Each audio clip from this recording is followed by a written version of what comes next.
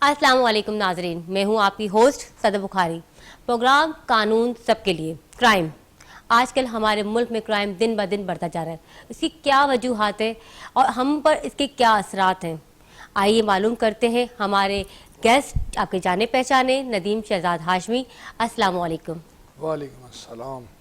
आज का मेरा पहला सवाल यही है, आजकल क्राइम दिन ब दिन बढ़ता जा रहा है, इसकी क्या वजूहात है और कानून इसके बारे में क्या कहता है? औज़ुबिल्लाहि मिनश शैतानिर रजीम, बिस्मिल्लाहिर्रहमानिर्रहीम। देखें, क्राइम तो जब बनी आदम की तख्लीक हुई, हाबिल काबिल का वाक़या हमने कुरान में सुना, शुरू हो गया कि एक भाई ने दूसरे भाई का कत्ल कर दिया। तो ये अच्छाई और बुराई, नेकी और बदी की कुव्वतें ये इंसान के अंदर भी होती हैं। एक उसका जो है वो शैतान उसको उकसा रहा होता है बुराई पे, उसका ज़मीर जो है वो बुरे काम करने पे उसको मलामत कर रहा होता है। हमारे यहाँ सोसाइटी में इस वक्त हकीकत है कि बहुत ही तेज़ी से क्राइम बढ़ रहा है और इसका जिम्मेदार बिल्कुल बरमला तौर पे कहूँगा कि ये सियासी लोग, सियासी जमातें, हुक्मरान हैं। इसलिए हैं कि मुआशरे में गुर्बत, भूख और अफलास भी मेन फैक्टर है। देखें, मामला ये है कि हम जिस सोसाइटी में रह रहे हैं, जिस समाज में रह रहे हैं, उसके अंदर सियासी आदमी है, उसने सियासत में करोड़ों रुपए लगा के जो है वो सेनेट या एमएनए एमपीए या काउंसलर की सीट जीतनी है। क्यों?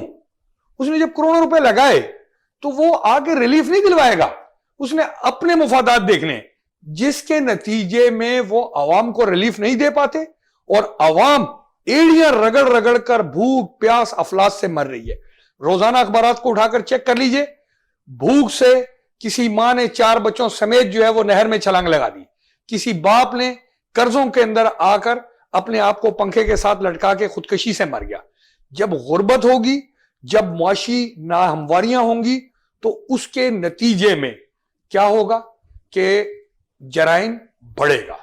बिल्कुल, बहुत अच्छी बात आपने कही कि हमारे सियासत की वजह से ये जराइम फैल रहे हैं और क्राइम बहुत ज़्यादा हो रहे हैं। आपने कहा कि वो अपने तमाम जो पैसा है या जो भी उनके पास है इखलास, वो अपने सियासत के ऊपर लगाते हैं। कि अगर ये सियासत की बजाय अगर आवाम के ऊपर लगाया जाए और उन्हें रिलीफ दिया जाए तो यकीनन गुर्बत खत्म हो जाएगी। देखें, ये मामला देखें इस तरह है ना, सियासत का मतलब क्या है? सियासत का मतलब है खिदमत, अल्लाह की मखलूक की भलाई। अल्लामा इकबाल ने कहा था, जो जुदा हो दी सियासत से तो रह जाती है चंगेजी। भाई, खिलाफत राशिदा क्या है? एक निजाम है, तर्ज हुकूमत है, जिसके अंदर हजरत उमर फारूक रजी अल्लाह ताला अन्हु फरमाते हैं कि दरियाए दजला या फरात के किनारे पर भी एक कुत्ता अगर भूखा मर जाएगा तो उसका जिम्मेदार मुझे समझा जाएगा। तो इतना, यानी कि अकाउंटेबिलिटी का मामला, और इतना जो है वो अपनी रियाया के साथ, इंसानों के साथ साथ दीगर मखलूकात के साथ भी जिम्मेदारी का एहसास, यही तो सियासत है जो कि इस वक्त नहीं है। तो इसके जिम्मेदार कौन है, इस पे कानून क्या कहता है और आप इसके बारे में क्या तज्जिया पेश करेंगे कि अगर सियासी लोग सारे जिम्मेदार हैं इस चीज के, तो हुकूमत कैसे चल रही है और फिर लोगों को रिलीफ नहीं मिल रहा, गुर्बत फैल रही है, क्राइम फैल रहे हैं, लोग खुदकुशी करें। अभी आपने ही कहा कि किसी भी हाल में लोग खुदकुशी करें, यहाँ तक कि लोग, औरतों की बेहरमती हो रही है, बच्चों के साथ ज्यादती हो रही है, बहुत सारे जराइम बढ़ते जा रहे हैं। तो हर चीज का आपने जिम्मेदार सियासत को ठहरा दिया है, तो आप मुझे इसके हवाले से कानून क्या कहता है, आप इसकी इस्लाह आप हमें कीजिए। देखें, आपने मुझे जो आपका जो सवाल है, मैं इसके एक पॉइंट से एग्री नहीं हूं कि मैंने टोटल सियासत या सियासी लोगों को ठहरा दिया। नहीं, मैं अपने समाज, जिस सोसाइटी में मैं पाकिस्तान में रहता हूं, जहां मजहबी और सियासी जमातें एक चेहरा सियासत का रखती हैं, पोलाइट चेहरा, दूसरा चेहरा उनके अस्करी विंग्स की शक्ल में होता है, जिसके अंदर उन्होंने जराइम पेशा नासिर को रखा होता है, जिनका कैरेक्टर, जिनका किरदार अपने मुखालफिन को अगवा करना, कत्ल करना, उनकी जमीनों पे कब्जा करना, उन पे नाजायज मुकदमे बाजी करवाना होता है, जिसको मैं कंडेम करता हूं और कानून उसके खिलाफ कार्रवाई करता है। लेकिन क्योंकि पुलिस में भी सियासी असर रसूख उनका ज्यादा होता है, जिसकी वजह से वो अनासिर, जो जराइम पेशा अनासिर होते हैं, वो हमेशा बच जाया करते हैं। یہ تو پھر آپ نے کھلا کہا ہے, کھلا کھلا بتا رہے ہیں کہ سارا قصور پولیس کا ہی ہے, کہ اس پہ ظاہر سی بات ہے جب صحیح چیز ان کے پاس نہیں پہنچے گی تو, اور ان میں ملے ہوئے ہوں گے تو وہ کیسے وہ اپنا کام کریں گے, اور اس طرح سے بے گناہوں کو سزا مل جاتی ہے اور گناہ گار چھوٹ جاتے ہیں. آپ نے ٹھیک ہے, آپ نے یہ اچھا ہے, اس بات سے میرا سوال آ رہا ہے, پولیس کے نظام میں اصلاحات کیوں ضروری ہے, آپ یہ بتائیے. دیکھیں جی, یہ آپ جو سوال کر رہے ہیں پولیس کے نظام میں اصلاحات, میں نے اس پر آرٹیکلز لکھے مختلف اخبارات میں, کہ میری اس وقت سوچ یہ تھی, میری سمجھ تھی, میں نے چند عرصہ جو ہے وہ پولیس کے اندر جو ہے نوکری بھی کی تھی, لہٰذا مجھے وہ قریب سے دیکھنے کا ان کا نظام کا موقع ملا تھا. تو اس وقت میں نے مختلف اخبارات میں آرٹیکل لکھے کہ پولیس کے اندر ریفارمز ہونا چاہیے, پولیس میں اصلاحات ہونی چاہیے. ایک تو سب سے بڑا کانسیپٹ یہ ہے کہ پولیس والے کو وہ 24 گھنٹے کا امپلائی ہے. اب 24 گھنٹے کا امپلائی ہے, تنخواہ اس کو جو ہے 8 گھنٹے کی مل رہی ہے, اس کے بچے کے پاس ایجوکیشن نہیں ہے, اس کے ساتھ بھی بے شمار مسائل ہیں کہ اسے وسائل پراپر نہیں دیے جاتے کہ وہ اپنے آپ کو جو ہے وہ سوسائٹی کے اندر بھرپور انداز سے وہ چل سکے. دوسرا, میں نے وہاں جو آرٹیکلز میں اپنے لکھا تھا وہی چیز آپ کے آگے شیئر کر رہا ہوں, کہ اس وقت میں نے لکھا تھا کہ پولیس میں شعبہ تفتیش کو اور آپریشن کے شعبے کو الگ کر دیا جائے. آج میری ان تجاویز کے اوپر اس دور کے اداروں نے یا حکمرانوں نے توجہ کی, انہوں نے جو ہے وہ ریفارمز لائے, انہوں نے شعبہ انویسٹیگیشن الگ کر دیا, شعبہ آپریشن الگ کر دیا. لیکن اس کے باوجود میں اس کا, کیونکہ میرے ذہن کی وہ تخلیق تھی, میرے ذہن کی وہ سوچیں تھی, میں نے پھر دوبارہ اسٹڈی کی. ایک قانوندان کی حیثیت سے میرا روز واسطہ عدالت میں پولیس سے اور ان سے رہتا ہے. میں نے دیکھا کہ عوام کو اس کے ذریعے سے بھی ریلیف نہیں مل پا رہا, لہٰذا میں نے اس پہ خاصی ریسرچ کی, غور و خوض کیا کہ جب آپریشن الگ ہو گیا, انویسٹیگیشن الگ ہو گئی, تو جرائم پیشہ کو بچنا نہیں چاہیے, مظلوم کو پھنسنا نہیں چاہیے. یہاں پر معاملہ کیوں نہیں ریلیف مل رہا پبلک کو, اس میں برملا کہوں گا, چاہے آپ ناراض ہوں, لیکن میری آبزرویشن ہو سکتا ہے غلط ہو. میری ذاتی آبزرویشن یہ ہے کہ پولیس کے اوپر انتظامیہ اور جو سیاسی عناصر ہوتے ہیں ان کا جو دباؤ ہوتا ہے, ان کی جو انفلوئنس ہوتا ہے, پھر کرپشن بھی ایک, ان ساری چیزوں کی وجہ سے جرائم پیشہ حضرات جو ہیں وہ بچ جاتے ہیں اور مظلوم پھنس جاتے ہیں. لہذا موجودہ حکومت جو کہ اپنا نام ہی انصاف کا لے کر آئی ہے, تو اسے چاہیے کہ پولیس کے نظام کے اندر بہترین انداز سے ریفارمز لائے, بہترین اس میں اصلاحات کرے, ان کے نظام میں چینجنگ لے کر آئے, انہیں ریلیف بھی دے. پہلے انہیں ریلیف دے کہ وہ ان سے کام لیا جاتا ہے 24 گھنٹے کا, تنخواہ دی جاتی ہے 8 گھنٹے کی, ان کے پاس نہ ہاسپٹلز ہیں, نہ اسکولز ہیں, نہ ان کے پاس کوئی مکان, بہت ساری چیزیں, وہ بھی بیچارے اسی معاشرے کا حصہ ہے. میں سارا کا سارا ملبہ ان پہ نہیں ڈال دوں گا, لیکن حکومت کو اگر نیک نیت ہے تو حکومت کو چاہیے کہ وہ ریفارمز کرے کہ عدلیہ اور پولیس جو ہے وہ مکمل طور پہ ہر لحاظ سے سیاسی دباؤ سے بالاتر ہو. نہیں, آپ نے کہا کہ ان کو تنخواہ 8 گھنٹے کی ملتی ہے اور ڈیوٹی وہ 24 گھنٹے کی دیتے ہیں, ان کے لیے الگ ہاسپٹل اور وہ پرووائڈ کی جائے, تو یہ کیسے ممکن ہے؟ ظاہر سی بات ہے جو سب کے لیے ہے قانون, اور جو ہاسپٹلس ہیں, یہاں تک کہ ابھی جہاں تک ہے میرا خیال ہے, ہم بھی سنا ہے میں نے کل کی نیوز میں کہ 10 لاکھ روپے کا جو کارڈ ہے نواز شریف کا بن چکا ہے, وہ یہی پاکستان میں علاج کروائے. نواز شریف کا بنا, عمران خان کا نہیں بنا. صحت کارڈ, جی صحت کارڈ بن چکا ہے جی. تو جب ہمارے ملک میں اتنے اچھے ہاسپٹل موجود ہیں تو پھر ان کے لیے الگ سے ہاسپٹل اور تعلیمی ادارے بنائیں گے تو ہم کہاں جائیں گے, کیسے ملک ترقی کرے گا؟ اور آپ نے سارا ملبہ پھر اپنی بات آپ نے یاد کریں, آپ نے کیا کہا کہ سیاسی نظام کی وجہ سے سب کچھ ہو رہا ہے. تو دورے جہاں تک جتنا میں نے دیکھا ہے, جتنا میں سمجھی ہوں, تو آئی تھنک سب کی ملی بھگت ہی مجھے لگتی ہے کہیں نہ کہیں, کیونکہ پولیس تک ہم پہنچے پولیس کے پاس, پولیس سے وکلا کے پاس, وکلا سے پھر انصاف کی طرف, تو کہیں نہ کہیں سب کچھ اندر سے مٹگٹ ملا ہوا ملتا ہے مجھے. تو ہم اس کو سیاسی نظر کیسے کرتے ہیں؟ بہت زبردست بات آپ کر رہے ہیں. دیکھیں, مجھے پتا ہے کہ میرے ان جوابات کے نتیجے سے مجھے حکم اعظم, میرا قرآن بھی کہہ رہا ہے کہ لعنت اللہ علی الکاذبین, جھوٹے پہ اللہ کی لعنت. میں اپنی آبزرویشن شیئر کر رہا ہوں. محترمہ صدف صاحبہ, بات یہ ہے کہ سیاسی عناصر میرٹ کے قاتل ہیں. وہ پولیس فورس سمیت معاشرے میں جو دیگر ادارے ہیں ان میں ان کی پارٹی کا ورکر, ان کا رشتہ دار, چاچے مامے بابے کا بھتیجا بھانجا بیٹا, اس کو جو ہے وہ بھرتی کروا لیتے ہیں. غریب بندہ جو ہے وہ بیچارے کے پاس اگر رشوت ہے تو وہ بھرتی ہو سکے گا, ملازمت مل جائے گی, ادروائز نہیں ملے گی اس کو. میرا رونا یہی ہے, میں آپ کے پروگرام کے ذریعے سے یہ حکام تک یہ بات پہنچانا چاہتا ہوں کہ بھائی میرٹ کا قتل عام مت کرو, خاص طور پہ پولیس کو کے اندر اور عدلیہ میں, کیونکہ یہ تعلق رکھنے والے وہ شعبے ہیں جن کا براہ راست عوام پر اثر ہوتا ہے. عدلیہ میں 100% میرٹ پر اپائنٹمنٹس ہوں, ان کی سینیارٹی اس کے حوالے سے ان کو مراد ملنی چاہیے. اسی طریقے سے پولیس میں اپائنٹمنٹ میں کسی بھی حوالے سے میرٹ کا قتل نہیں ہونا چاہیے, نہ کسی سیاسی عناصر کا یا سیاسی جماعتوں کا انفلوئنس جو ہے وہ ان پہ چلنا چاہیے, انہیں آزاد ہونا چاہیے. ٹھیک ہے, آپ کہہ رہے ہیں اس سے آزاد ہونا چاہیے, اور آزاد ملک میں, آزاد عدلیہ میں, ہر چیز, ہمارا ملک آزاد ہے تو لازمی جمہوریت کا نظام ہے تو ہمیں ریلیف ملنا چاہیے, مگر عدالتوں میں تک پہنچنے تک یہ سب کچھ ختم ہو جاتا ہے, زیرو. اب جو بڑے بڑے سیاستدان یا کسی بیوروکریٹ کا بیٹا ہے یا کسی بڑے آدمی کا بیٹا جس کو بہت زیادہ پیسہ ہے, وہ وہاں جا کر کسی کے اوپر بھی الزام لگا کر کہتے ہیں یہ گنہگار ہے, اور وہ بھی اٹیمپٹ کر دیتا ہے کہ جو بیچارہ مظلوم ہے چند پیسوں کے لیے اپنے گھر والوں کو ریلیف دینے کے لیے. تو اس کے بارے میں عدالت کیا کہتی ہے؟ کیونکہ پولیس کے ہاتھوں سے تو وہ کیس نکل کر آپ وکلا کے ہاتھ میں آ گیا, پھر آپ لوگ اس کا کیسے نظام کو لے کر آزادی, کیونکہ آزاد عدلیہ ہے ماشاءاللہ, تو آپ اسے کیسے کرتے ریلیف دیتے ہیں, اور اس کے بارے میں قانون کیا کہتا ہے؟ دیکھیں جی, آپ جو یہ بات کریے نا, یہ بات کچھ مطلب جو ہے عقل سے بعید ہے, اس لیے کہ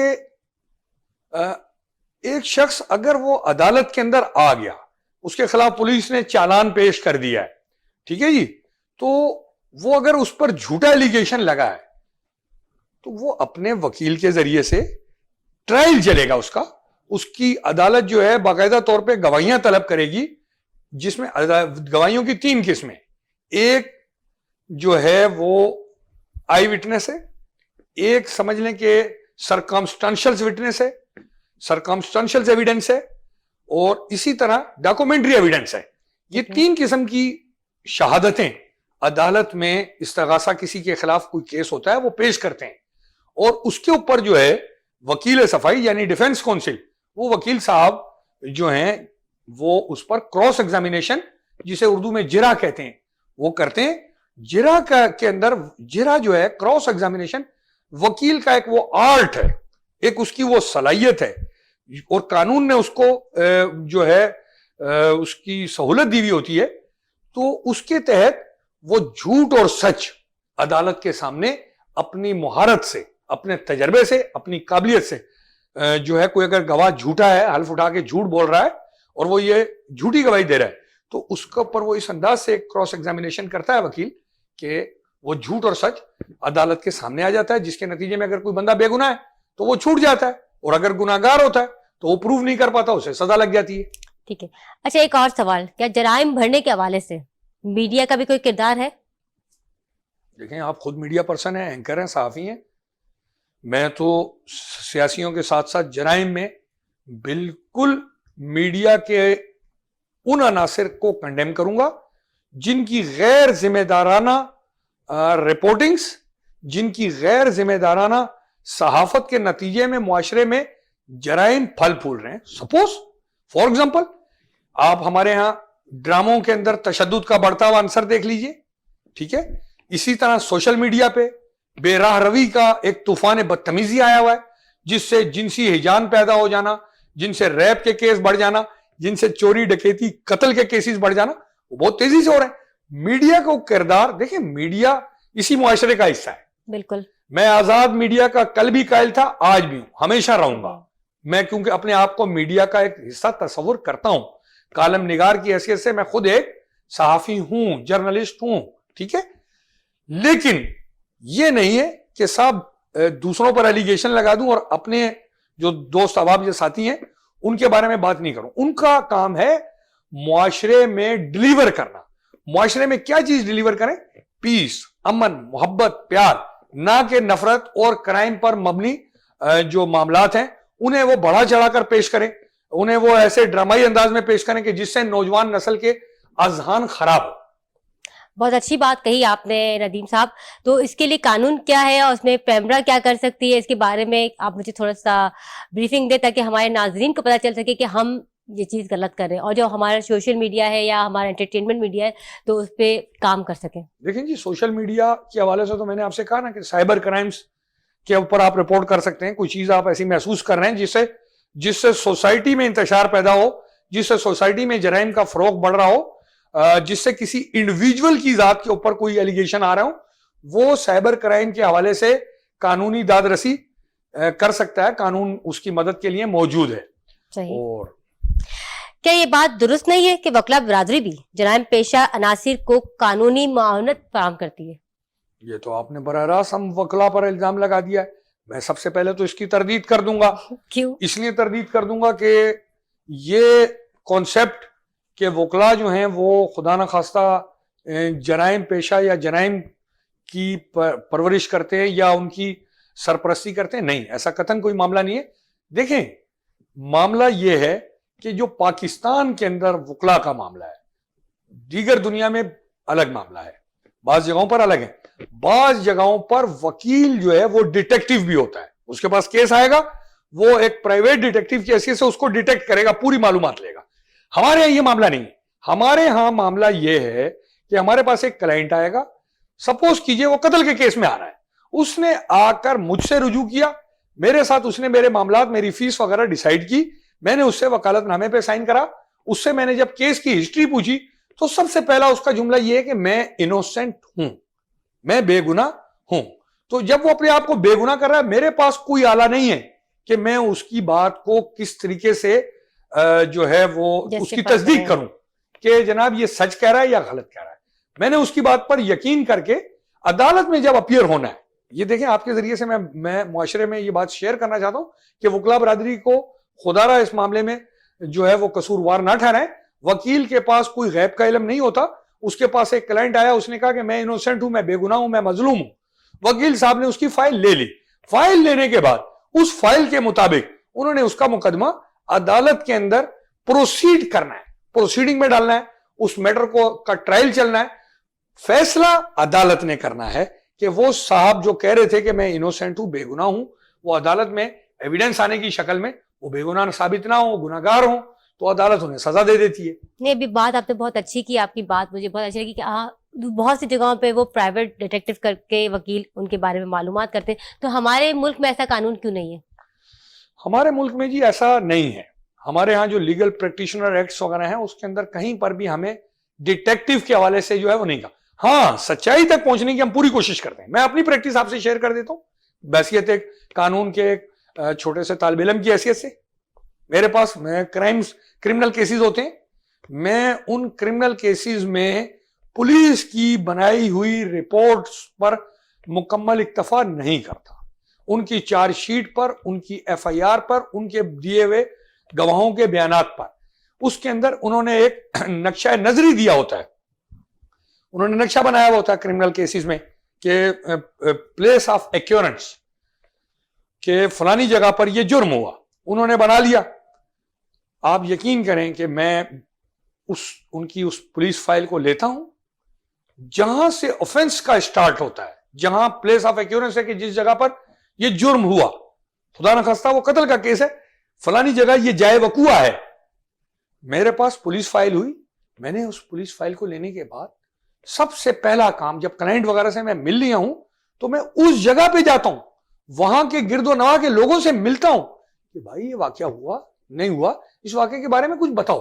لوگ شہادت دیتے ہوئے ڈرتے, لوگ شہادت دیتے ہوئے ہمارے ہاں کیونکہ گواہوں کے تحفظ کا وہ معاملہ نہیں ہے جو ترقی یافتہ ممالک میں, لوگ شہادت دیتے ہوئے ڈرتے.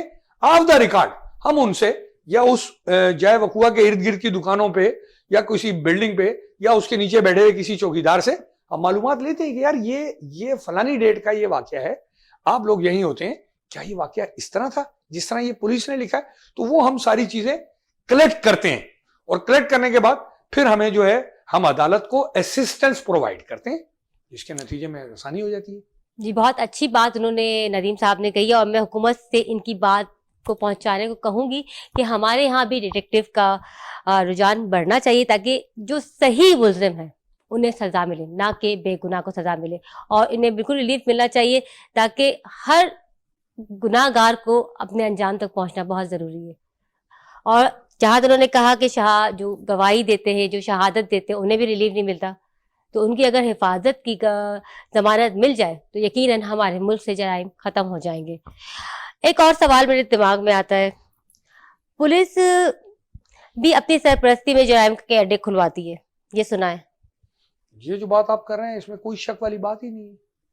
دیکھیں پولیس کے اندر بہت اچھے لوگ ہیں, ٹھیک ہے, مانتے ہیں, لیکن یہ ہمارے پاس اطلاعات کا ذریعہ میڈیا ہی ہے نا.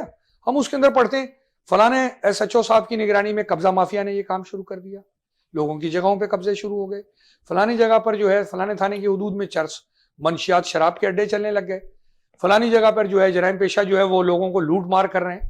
تو اس کے اندر جو ہے اگر پولیس ان کے ساتھ ملی ہوئی ہو تو بہت ہی ایک افسوسناک معاملہ ہے جو کہ نہیں ہونا چاہیے. اور اس پر پھر میں واپس وہیں پہنچوں گا کہ معاملہ پھر وہی ہے کہ جناب انڈیپینڈنٹ جوڈیشری کے ساتھ انڈیپینڈنٹ پولیس جو کہ ایگزیکٹوز یعنی انتظامیہ اور سیاسی اثرات سے پاک ہو تو پھر آپ کے سامنے بہت اچھے معاملات رزلٹ اچھے آ سکتے ہیں. تو یہ تو ہماری حکومت یا ہمارے ارد گرد کے جو پولیس میں بھی ہیں ان کو معلوم ہے کہ وہ انہوں نے کس وجہ سے حلف اٹھایا ہے ہماری حفاظت کے لیے. تو بخدا ایماندار ہو جائے اپنے لیے, اپنے وطن کے لیے. جرائم کا خاتمہ کس طرح ہو سکتا ہے, اس کے بارے میں تھوڑا سا تجزیہ ہمیں دیں, تھوڑا سا. یہ بڑی اہم بات کر دی. دیکھیں جی, نمبر 1 تو جرائم پیشہ ذہنیت کا معاملہ ہوتا ہے. جرائم پیشہ ذہنیت کے حوالے سے جو ہے میں سمجھتا ہوں کہ ہمارے ہاں علماء کرام بہت بڑا ذریعہ ہے. مختلف مکاتب فکر میں سب میرے لیے انتہائی قابل احترام. بالکل. ان سب کے پاس ایک فورم ہے, خاص طور پہ فرائیڈے کا, جمعے کا خطبہ ممبر پر وہ بیٹھتے ہیں, نبی پاک صلی اللہ علیہ وسلم کا بنایا ہوا ممبر جس پر ایک عالم بیٹھتا ہے, انتہائی قابل احترام ہے. وہاں سے بیٹھ کر وہ دین کی جہاں ترویج کر رہے ہیں وہیں کرائم کمبیٹ کے حوالے سے بھی بڑا اہم کردار کر سکتے ہیں کہ وہ اس پر خطبات دیں, اویئرنیس پیدا کریں کہ جو ہے بدیانتی, خیانت, چوری, چکاری, ڈکیتی, قتل, ان کے حوالے سے اللہ تعالیٰ نے کیا کیا قوانین دے رکھے ہیں قرآن میں, نبی پاک کی احادیث میں. اس سے وہ اویئرنیس کی وجہ سے بھی لوگ جو ہیں جرائم سے دور ہوں گے. پھر دوسری بات کروں گا کہ وہ اویئرنیس کے حوالے سے ہیں اور اسی طریقے سے حکومت کا بھی کردار ہے کہ نوجوانوں کو روزگار دے. بے روزگار نوجوان سیاسی قوتوں کے ہاتھوں میں اور جناب جرائم پیشہ قوتوں کے ہاتھوں میں اپنی بے روزگاری, غربت, افلاس کے باعث جو ہے وہ اعلی کار بن جاتا ہے, وہ چور, ڈاکو, قاتل بن جاتا ہے. اگر اس کو جو ہے روزگار ملا ہوا ہو, اسے ریلیف ملا ہوا ہو, تو وہ کبھی بھی کسی غلط بندے کے پاس یا غلط قوت کے پاس نہیں جائے گا اور وہ پازیٹیو رہے گا. بہت اچھی بات آپ نے کہی. اچھا, اس پہ آتا ہے ماہرین نفسیات, کیا اس کے ذریعے بھی کاؤنسلنگ کی جا سکتی ہے؟ یہ بڑا اہم سوال ہے آپ کا. دیکھیں جی, ماہر نفسیات جو ہے ہمارے سماج میں تو یہ ہے, ہم تو مذاق میں کہتے ہیں کہ میڈم صدف آپ مائنڈ نہ کیجیے گا پلیز. نہیں بالکل آپ کہہ سکتے ہیں. جو ہے مطلب جو ہے تھوڑا سا جولی مزاج بھی ہے میرا, کیونکہ قانون بڑا خشک سبجیکٹ ہے. دیکھیں ہمارے ہاں تو ایک مذاق بنا دیا گیا ہے, بالکل گالی بنا دی گئی. میں نے آپ کو کہہ دیا یار آپ تو نفسیاتی لگ رہے ہیں, یا آپ ماہر نفسیات کے پاس چلے جائیں, میں الٹا لڑنے لگ جاؤں گا آپ سے. تم نے مجھے پاگل کہا, بالکل صدف آپ مجھے پاگل کہہ رہے ہیں, بالکل ایسا آپ ہی مجھے پاگل ڈکلیئر کر رہے ہیں, میں لڑنے لگ جاؤں گا. نو, ایسا نہیں ہے. ماہر نفسیات ایک علم ہے, اس کے پاس ایک علم ہے. اس علم کے ذریعے سے میں سمجھتا ہوں کہ ہماری سوسائٹی میں جس طرح MBBS ڈاکٹرز اور دوسرے ڈاکٹرز اور وکلا بہت بڑی تعداد میں موجود ہیں, اسی طرح میں سمجھتا ہوں کہ ماہرین نفسیات کا بھی جو ہے ان کی تعداد بھی بڑھنی چاہیے. اس شعبے کے اندر بھی لوگوں کو زیادہ سے زیادہ آگے آنے چاہیے. ان کے آنے سے جو ہے وہ کاؤنسلنگ ہوگی لوگوں کی, جذباتی پن, ایموشنل پن, گھریلو لڑائی جھگڑے اور جرائم کے حوالے سے اگر کوئی غلط انسان ہے, غلط آدمی ہے, غلط سوسائٹی میں بیٹھنے کے اس کے اوپر بد اثرات مرتب ہوئے, وہ نہ ماہر نفسیات ہی ہے جو اس کی کاؤنسلنگ کر جو ہے اسے چینج کر سکتا ہے. یا پھر ہمارے ہاں آج سے پہلے جو ہے وہ خانقاہیں تھی, خانقاہوں کا دور تھا, اللہ کے ولی بیٹھا کرتے تھے, وہ جو ہے وہاں پر تربیت کیا کرتے تھے. موجودہ دور سائنس کا ہے, تعلیم کا ہے, تو اس دور میں جو ہے یہ اپنا ماہرین نفسیات بہت اہم کردار ادا کر سکتے ہیں. جرائم کے خاتمے کے لیے والدین کا کیا کردار ہے؟ اور یہ تو آپ بہت ہی صدف, آپ کا یہ سوال ایسا ہے کہ یہ سوال اس انداز کا ہے کہ بہت ہی اہم سوال ہے میری سوسائٹی کے حوالے سے. صدف معاملہ یہ ہے کہ ہمارے ہاں ایک ریس لگی ہوئی ہے, دوڑ چل رہی ہے. میں نے بیٹے کو ڈاکٹر بنانا ہے, میں نے بیٹی کو انجینئر بنانا ہے, میں نے یہ کرنا ہے, میں نے وہ کرنا ہے. والدین کی کوشش, ہر ماں باپ چاہتا ہے میرا بچہ سوسائٹی میں اعلیٰ سے اعلیٰ مقام حاصل کرے. بہت اچھی بات ہے.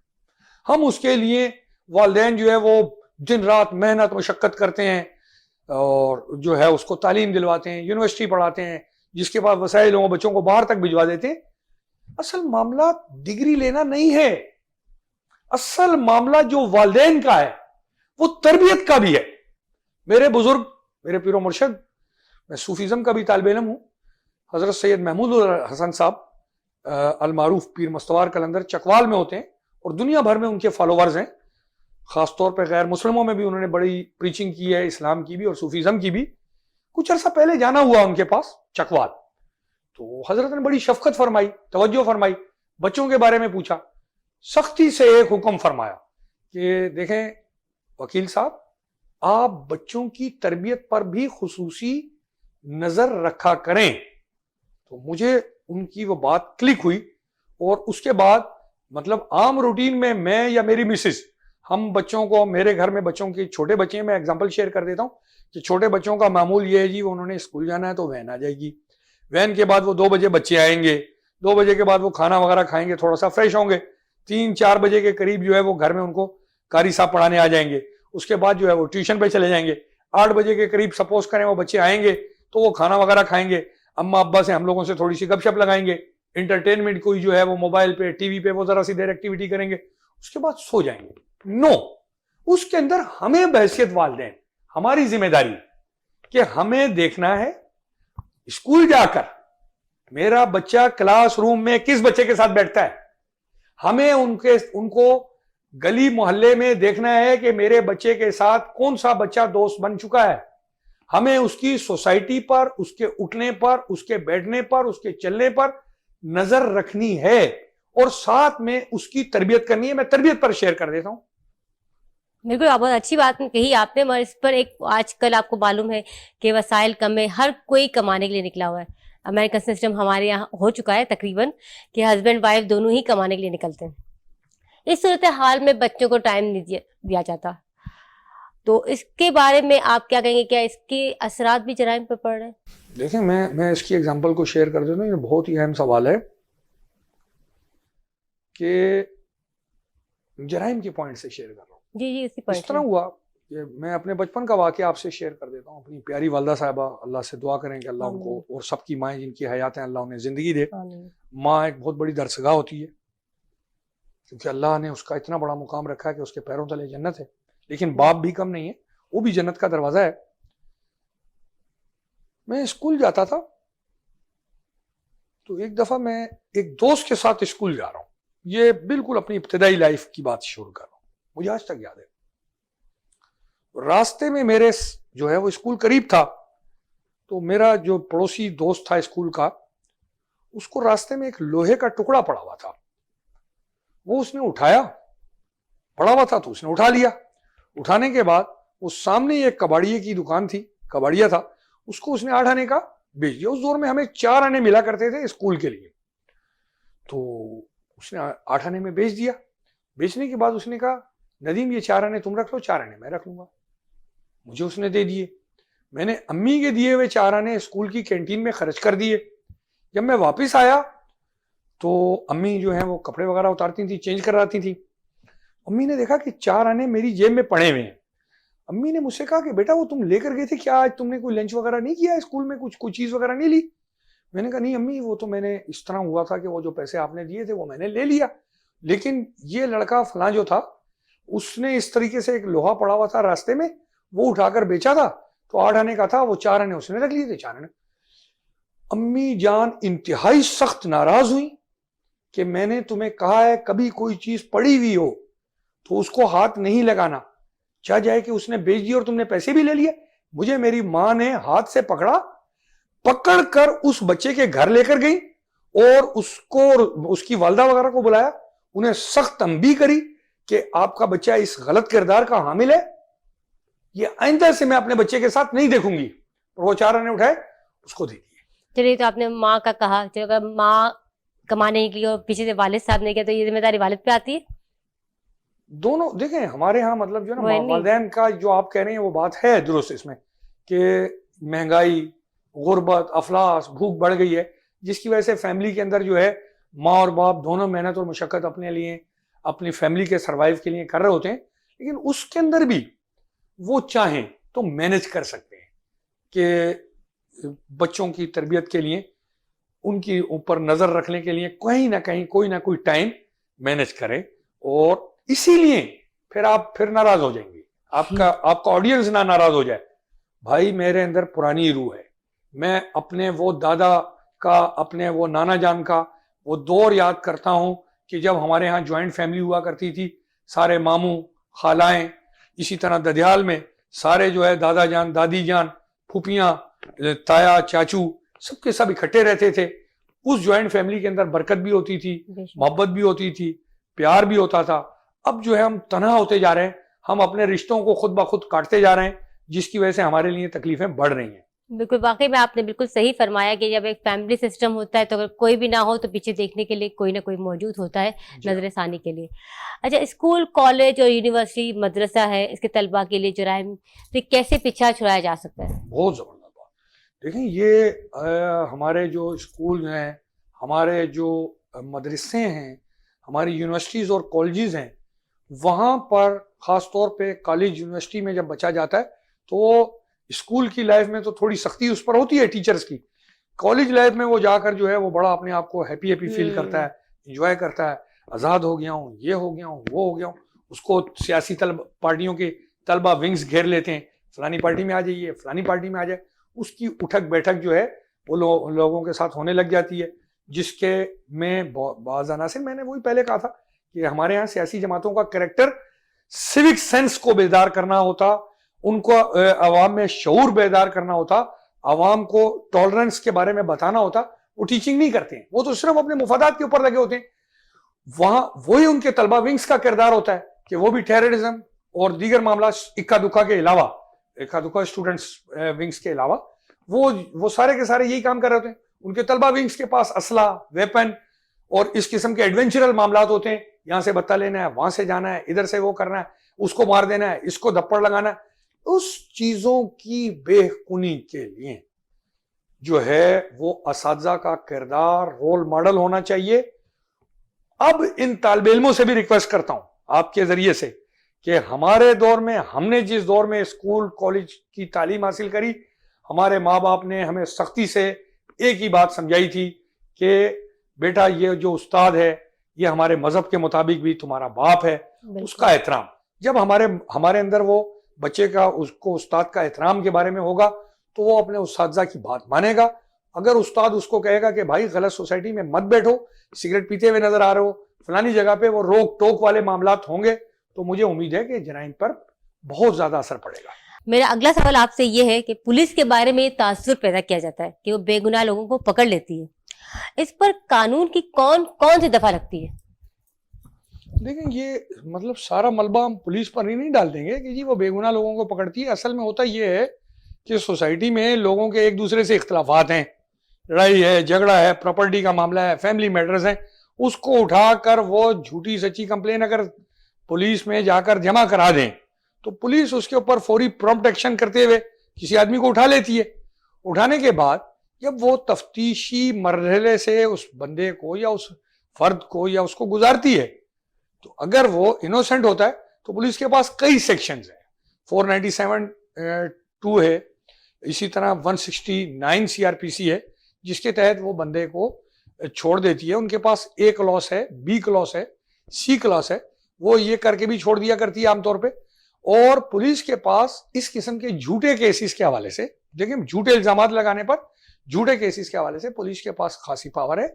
वो पावर ये कि एक शख्स ने किसी को नुकसान पहुंचाने के लिए झूठा इल्जाम आयद कर दिया है, चोरी का, कत्ल का, डकैती का, और सिर्फ कॉज ऑफ एक्शन उसने उस बंदे को बिला जवाज बेगुनाह पकड़वाना है, तो पुलिस उसके खिलाफ सेक्शन 182 पीपीसी के तहत जो है झूठी इंफॉर्मेशन देने पे 182, जिसमें तकरीबन अब सजाओं में, पहले उसके अंदर सजा कम थी, अब गालबन 7 साल कर दी गई है, पुलिस उसके तहत भी उसके खिलाफ कार्रवाई कर सकती है। लेकिन सदफ एक चीज बढ़ा दूं इसको कि देखें, मैं फिर बात वही करूंगा कि पुलिस की तरबियत का मामला बहुत ज्यादा अहम है।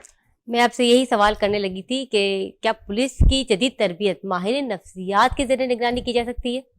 हाँ, ये बहुत बड़ी बात आपने कर दी कि देखिए हमारे यहाँ अल्हम्दुलिल्लाह हमें फख्र है, हमें प्राउड है कि पाकिस्तानी फौज, उनका जो सिलेक्शन सिस्टम होता है वहां से लेकर उनकी तरबियत तक और उनके मामलात के हवाले से भी उनके पास जो है वो फिजिकल ट्रेनिंग के साथ साथ उनके पास साइकेट्रिस्ट जो है उनका एक शोबा बाकायदा तौर पे मौजूद रहता है, जो ट्रेनिंग के दौरान उनके रिक्रूट को, उनके अफसर को वो सर्च करता रहता है, चेक करता रहता है। मतलब एक उसकी मेंटेलिटी पर उसकी नजर होती है।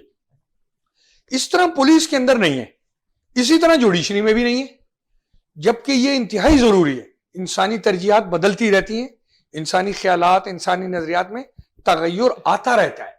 तो उसके अंदर अगर एक आदमी कल बहुत अच्छा था, उसे आज जो है वो गलत सोसाइटी मिल गई और वो गलत हो जाता है, तो उसके अंदर क्या है कि अगर पुलिस की तरबियत में, जहां आपके इस चैनल के हवाले से ये बात भी कर दूंगा, अभी मैंने क्योंकि पाक फौज का जिक्र कर दिया तो मैं ये जरूर कहूंगा कि पाक फौज के हवाले से भी पुलिस की ट्रेनिंग्स हुई, पुलिस के काफी कोर्सेज कराए गए कमांडोज वगैरह के हवाले से। मैं अब आपके चैनल के हवाले से एक बात जरूर करना चाहता हूं, बड़े फखरिया, मुझे फख्र है कि मैं पाकिस्तानी हूं, पाकिस्तानी फौज मेरी है। पाकिस्तानी खुफिया इदारा ISI दुनिया का नंबर 1 इंटेलिजेंस इदारा है। जहां कमांडोज की ट्रेनिंग पाक फौज से पुलिस की करवाई जाती है, वहां पर ही इंटर सर्विसेज इंटेलिजेंस के भी चाहे रिटायर्ड ऑफिसर्स हों, उनके जरिए से पुलिस के शोबे को भी ट्रेंड करवाया जाए, ताकि पुलिस को डिटेक्शन करने का, डिटेक्टिव होने का और जराइम के बारे में साइंटिफिक अंदाज से उस तक पहुंचने का उन्हें तरीका उनके जरिए से मालूम हो सके। अच्छा, एक मेरे दिमाग में एक सवाल आ रहा है कि हमेशा हम जब जराइम के बारे में बात करते हैं तो हमें मर्दों की बात दिमाग में आती है कि मर्द जराइम पेशा होंगे। अक्सर औरतें भी जराइम पेशा होती हैं, तो क्या औरतों के लिए सजा अलग है और मर्दों के लिए सजा अलग है? क्योंकि बच्चों को तो मैंने सुना है कि हाँ बच्चा जेल है वगैरह, मगर क्या औरतों के बारे में भी ये थोड़ा सा मुझे ब्रीफिंग देंगे आप? मेरे पास एक बड़ा मशहूर केस रहा था, उसके अंदर एक खातून, एक आदमी, एक साहब थे, डॉक्टर साहब थे, उनका मर्डर हो गया। वो केस में एक शख्स जहांगीरा नामी और उसकी बीवी जुबैदा नामी गिरफ्तार हुई। आपके मौजूदा CTD के इंचार्ज गालिबन मजहर मसवानी साहब उस केस में, उसके सब इंस्पेक्टर उस वक्त थे वो, और वो उसके अंदर तफ्तीशी अफसर थे, जबकि मैं उसमें उन मुल्जिमान की तरफ से वकील था। तो मुझे वहां पर उस केस के हवाले से स्टडी करने का मौका मिला था। वाक़ियतन ख़वातीन भी जराइम में जो है मुलविस हो जाती हैं, और लेकिन कानून में बच्चे को जुवेनाइल जस्टिस सिस्टम के तहत, इसी तरह खातून को वुमेन प्रोटेक्शन के हवाले से, और ओल्ड एज अबव 65 सिटीजन को, सीनियर सिटीजन को कानून में जमानत के भी हवाले से खासा रिलीफ हासिल है। तो इससे क्या जराइम कम हो सकते हैं, या रिलीफ हासिल है तो जब सजा नहीं मिलेगी तो क्या इसके क्या असरात होंगे माशरे पर? यार ये जो बात आप कर रहे हैं ना सदफ देखें, हमें फिर जो है ना वो आपके चैनल के हवाले से, मैं तो बड़ा जो है वो खुली डुली बातें करने वाला बंदा हूं, बेबाक किस्म का आदमी हूं, खौफ सिर्फ अपने अल्लाह का रखता हूं। और भाई दीन इस्लाम मुकम्मल दीन है, उसने सजाओं का जो कॉन्सेप्ट, 2 किस्म की सजाएं इस्लाम बताता है, एक हदूद की, दूसरी ताजीरात की। ठीक है, पाकिस्तान के अंदर भी पाकिस्तान पीनल कोड جو ہے وہ ان کے مطابق سزائیں دیتا ہے. وہ سیکشنز ہیں کہ فلاں جرم کا چوری کی یہ سزا ہے, ڈکیتی کی ہے, مرڈر کی ہے. اسی طرح اسلام نے جو اپنی سوسائٹی قائم کی, اسلامی سوسائٹی میں خدا نہ خواستہ اسلامی سوسائٹی کے اندر وہ جو ہے وہ ظلم کا نظام نہیں ہے, جبر کا نظام نہیں ہے. جبر کے تو اسلام پہلے دن سے خلاف ہے. اسلام کہتا ہے کہ لا اکراہ فی الدین, دین میں جبر نہیں. اسلامی جو سزائیں کا کنسپٹ ہے وہ مقصد ہی صرف یہ ہے کہ ایک آدمی نے قتل کیا, اسے سوسائٹی میں چوک پہ کھڑا ہو کر جرم ثابت ہونے کے بعد اسے لٹکا دیا جائے, تاکہ جرائم پیشہ عناصر کو عبرت حاصل ہو جائے. زنا کرنے پر جو ہے وہ سنسار کرنے کی سزا, چوری پر ہاتھ کاٹنے کی سزا وہ سوسائٹی میں لوگوں کے سامنے کی جائے. اس لیے کی جائے کہ اس سے دیگر لوگ خوف زدہ ہوں, خوف پائیں کہ وہ جرائم نہیں کریں گے. یہ اسلامی سوسائٹی کا مقصد ہے کہ غلط کو خوف دلانا, غلط کو غلط کام سے روکنا, اور اس کے نتیجے میں جو مظلوم شہری ہیں, جو شریف لوگ ہیں, انہیں پروٹیکشن کا احساس دلوانا کہ آپ کے ساتھ اس سوسائٹی میں اگر کوئی زیادتی کرے گا, کوئی قتل کرے گا کسی بے گناہ کا, تو وہ فیصلہ ہونے کے نتیجے میں سر راہ چوک پر اس کو لٹکا دیا جائے گا. یہ تو آپ نے اسلام کے بارے میں کہا کہ ہمارا اسلام یہ کہتا ہے, آپ کی اپنی ذاتی رائے, جو آپ ہمارے نئے آنے والی جنریشن ہے یا جو لوگ دیکھ رہے ہیں ہمیں, اور ہمیں شاید سن کر کچھ اچھا آپ کے ذریعے ایک پیغام مل جائے کہ اس کے ذریعے کہ جرائم کم ہو بلکہ ختم ہو جائے ہمارے معاشرے سے, ہمارے ملک سے, آپ کیا تجویز کریں گے؟ دیکھیں, ختم ہونے والی تو بات میں نہیں کہہ سکتا ہوں, کم ہونے والی بات ضرور کر سکتا ہوں. وہ یہ میری عرض یہ ہے کہ دیکھیں, ہمارے ہاں مطلب جو معاشرہ ہے اس کے اندر جو ہے گاؤں میں, دیہاتوں میں, شہروں میں پنچایت کا ایک سسٹم ہوتا ہے, چوپال لگے ہوئے ہوتے ہیں, لوگوں کی بیٹھکیں ہوتی ہیں. تو جو یہ پنچایتی نظام ہوتا ہے, محلوں میں 2 4 6 گلیوں میں بزرگ ہیں, بڑے ہیں, ویلفیئر کمیٹیز بنی ہوئی ہوتی ہیں, ان لوگوں کو بھی جو ہے آگے آنا چاہیے. اور پاکستان کے قوانین میں ضابطہ فوجداری CRPC کرمنل پروسیجر کوڈ کی سیکشن 44 جو ہے وہ بتاتی بھی ہے کہ آپ کے نالج میں, کسی بھی شہری کے نالج میں کوئی کوگنائزیبل افینس آتا ہے. 2 قسم کے جرائم ہیں, ایک قابل دست اندازی پولیس اور ایک ناقابل دست اندازی پولیس. قابل دست اندازی پولیس کو اگر کسی شہری کے سامنے ہوا تو وہ سیکشن 44 کے تحت باؤنڈ ہے کہ وہ جو ہے لا انفورسمنٹ کی ایجنسیز یا لا انفورسمنٹ کے ادارہ, تھانہ وغیرہ, ان سے رجوع کرے گا, ان کو بتائے گا کہ جی میرے گھر کے سامنے یہ واقعہ ہو رہا تھا یا میں نے پڑوس میں یہ چیز دیکھی, تو اس کو وہ کرے گا. اسی طرح وہ پنچایتی کمیٹیاں وغیرہ اہل محلہ پہ, بزرگوں پہ, وہاں کے نوجوانوں پہ مشتمل ہونی چاہیے, جو اپنے ارد گرد کے لوگوں پر نظر رکھیں. خاص طور پہ آج کے دور میں جرائم جو ہے وہ نہ صرف یہ کہ ہماری سوسائٹی کے اندر سے نکل رہا ہے, بلکہ بیرون ملک سے بھی جو ہے ہمارے ملک میں تربیت یافتہ دہشت گرد بھیجے جا رہے ہیں ہمارے معاشرے کو دھرم بھرم کرنے کے لیے. تو اس سے یہ ہوگا کہ اداروں میں, پولیس میں, ایجنسیز میں اور عوام میں براہ راست رابطہ ہو, تاکہ وہ نظر رکھ سکیں کہ صاحب فلانا آدمی جو ہے وہ مشتبہ نظر آ رہا ہے یا نیا آدمی آیا ہے, یہ اس کے چال چلن مشکوک ہے. اس سے بھی جرائم کا بہت بڑا خاتمہ ہوگا. بے شک ہمارا ملک اسلامی جمہوریہ پاکستان ہے, کیونکہ اسلام پر بنا ہوا ملک جہاں ہر چیز بہت, کیونکہ اسلام ایک ایسا مذہب ہے جہاں پر ہر چیز بہت آسان ہے. تو اگر ہم اسلام پر چلتے ہوئے اس چیز کو عمل کریں گے تو انشاءاللہ ہم بہت جلد اپنی ہر چیز پر قابو, یعنی جرائم انشاءاللہ ختم ہو جائے گا, کیونکہ اسلام پر چلنے سے جرائم انشاءاللہ ختم ہو سکتا ہے.